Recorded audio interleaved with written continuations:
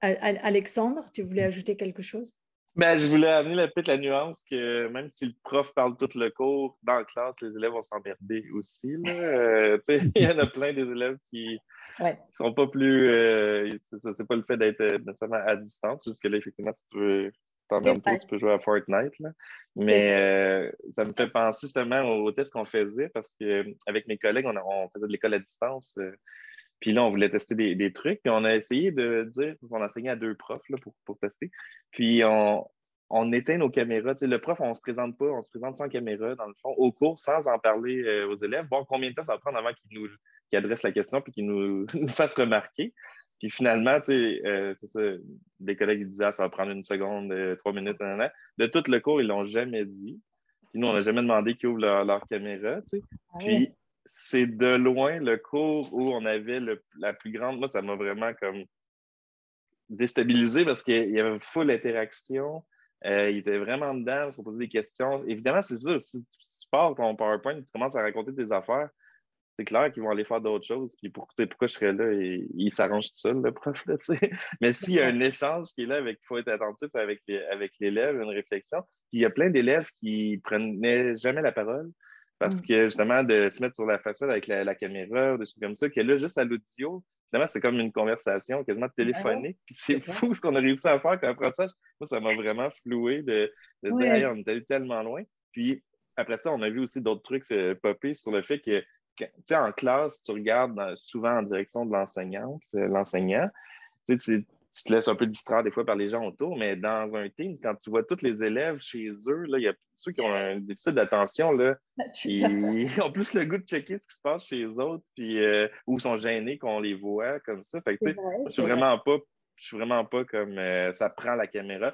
Là, souvent, la caméra, c'est plus pour le prof de savoir mes jokes, est-ce qu'ils pognent, est-ce qu'ils ont l'air de comprendre tous les trucs dans le non-verbal, de savoir, Voilà, OK, j'ai vais trop vite. voilà. C'est ça qui manque, là, c'est sans la caméra, là, qui est vraiment plus intéressant là, en présentiel.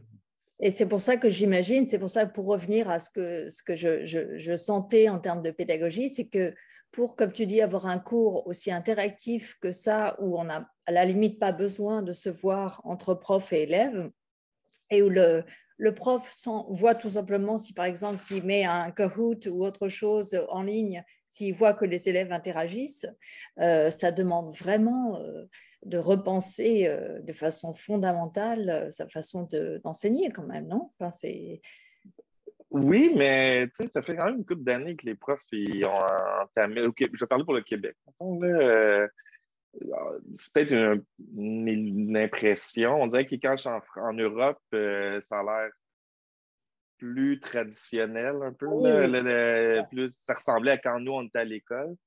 Tandis que, tu sais, au Québec, il y en a, ça se fait encore, là, des classes vraiment rétro, mais tu sais, il y a beaucoup de contamination puis de capillarité dans les écoles, puis tu sais, de voir que ça fonctionne, puis des choses qui s'échangent, des projets, puis des trucs. Fait que, tu sais, de l'interactivité, c'est pas toutes les profs, c'est pas tous les cours, mais c'est quand même assez présent. Fait D'accord. que, puis Est-ce tu que... sais, Ouais. ils l'ont vu aussi avec l'échec peut-être du printemps 2020, pas l'échec, mais les constats de 2020 que si tu essaies de faire un cours là, frontal pendant 45 minutes, une heure là, en ligne, là, ça ne lèvera pas, ça ne fonctionnera pas. Là. Fait que Mhm. justement, les petits trucs, la classe inversée, cette petite capsule-là, écoutez-la, puis après ça, on va en discuter ensemble quand on va être on n'a pas besoin de l'écouter tout en même temps. Là, tu sais. Ça Mhm. permet des nouvelles façons de faire. Fait que plus ils testent, plus ils évoluent là-dedans. Et est-ce que, Élise, tu as quelque chose à rajouter par rapport à ça dans ton expérience? Est-ce que les cours ont été interactifs pour tes enfants, notamment? J'aurais pu partager beaucoup de commentaires en fait pour appuyer ce qu'ont dit les autres intervenants pendant toute la discussion, mais je préférais laisser la parole aux experts. Et effectivement, je peux qu'abonder dans ce sens-là. Peut-être que le seul apport que je peux faire vraiment réel à la discussion, c'était quand on parlait des manuels et des murs financiers derrière lesquels ceux-là sont derrière. Et là, je peux apporter mon expérience universitaire parce qu'il y a vraiment un mouvement de dégoût de la part des profs envers cela. parce que c'est vrai que les manuels ont toujours coûté très cher et c'est un obstacle. Nous, on le voit, les étudiants viennent nous demander est-ce que vous avez une vieille édition qu'on pourrait emprunter, puis on essaye de le faire. Et là, maintenant, c'est encore pire parce que les étudiants ont accès aux modules en ligne, mais juste pour la durée du cours et ils le perdent ensuite et ça coûte encore plus cher. Donc, il n'y a même pas d'économie par rapport à ça. Donc, en fait, le mouvement qui se passe pour nous, on a un luxe que les enseignants de secondaire et de primaire n'ont pas, c'est qu'on a quand même du temps pour développer ça. Donc, on développe nos propres manuels en ligne qui sont gratuits. Donc, oui, pour répondre à Valentin, il n'y a plus de course pack, enfin, du moins, on s'en éloigne le plus vite possible. Moi, je suis en train de créer un manuel sur eCampus Ontario où on peut intégrer des questions. Pareil, les étudiants, donc c'est un format mixte. C'est la formule inversée dont parlait Alexandre. Les étudiants lisent le cours et la conversation en ligne, c'est uniquement pour discuter, faire la résolution de problèmes, etc. Et là, c'est vrai aussi qu'il y ait caméra ou pas, les étudiants n'arrêtent pas de parler. Ça fonctionne super bien. Et il n'y a pas ce problème des étudiants qui perdent l'accès ou qui doivent payer. Les cours ne deviennent pas gratuits, mais les matériaux sont gratuits. Et ça aussi, donc, pour parler de l'exemple que donnait Valentin de l'Union soviétique, qui est toujours sur certaines cartes, pour l'enseignement du français comme langue seconde, c'était toujours des manuels au Canada qui viennent des États-Unis, donc qui parlent du français aux États-Unis. Et c'est le combat de tous les enseignants de français au Canada de dire non, on veut du contenu canadien qui soit adapté à la réalité québécoise, etc.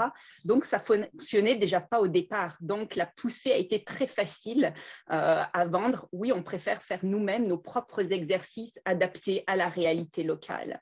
Oui, donc, il y a de l'espoir. Ça va percoler, ça va venir. Bon. Oui, puis il y a des choses qui, exemple, les fameux breakout rooms. Si tu une classe de 30-35 étudiants et que tu veux animer des débats, euh, c'est pas tous les professeurs qui sont extrêmement extravertis puis qui aiment ça, le bruit, là. Il y en a ils rentrent chez eux à la fin, ils sont complètement brûlés à cause du niveau d'énergie. De diviser ta classe en 4-5 personnes et soudainement voir des gens un peu calmes qui sont intimidés dans une logique présentielle où il y a une trentaine d'étudiants qui prennent beaucoup de temps et d'attention, de diviser ta classe en 4 groupes, par exemple, avec les breakout rooms, c'est pas quelque chose qui a un équivalent physique facile. Peut-être si t'es professeur, t'es chanceux parce que tu sais que la classe d'à côté, elle est vide. Moi, je le faisais des fois quand je coupais mes groupes en 2 ou en 3. Mais ça, c'est si les astres s'alignent et que j'ai une plage horaire qui me permet de faire ça. Je le sentais tout de suite quand je voyais que la classe s'occupait. J'étais comme, oh, ça va être bruyant. Et ça, c'est très facile de faire un breakout room dans Zoom ou dans Google Meet. Ça, c'est très cool. Oui, ça c'est vrai. Après, ça suppose que tu laisses en effet en autonomie dans chaque breakout room parce que tu peux pas être dans toutes les.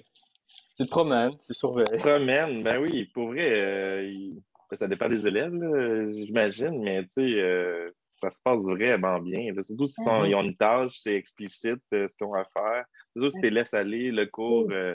allez-y, ils vont jaser d'autres choses. Là, puis, Ouais. mais tu sais, ils niaisent moins que même qu'en classe. Là, limite, Souvent, on là, parlait de l'apprentissage par les pairs. L'étudiant qui est très, très à l'aise avec la matière, qu'il y a un peu trop d'énergie, des fois, tu le mets en charge du groupe, tu lui poses la question, tu lui donnes une sorte de rôle un peu symbolique, il va le prendre très au sérieux parce qu'au niveau au niveau de développement ULIS, c'est important le rôle que tu lui donnes.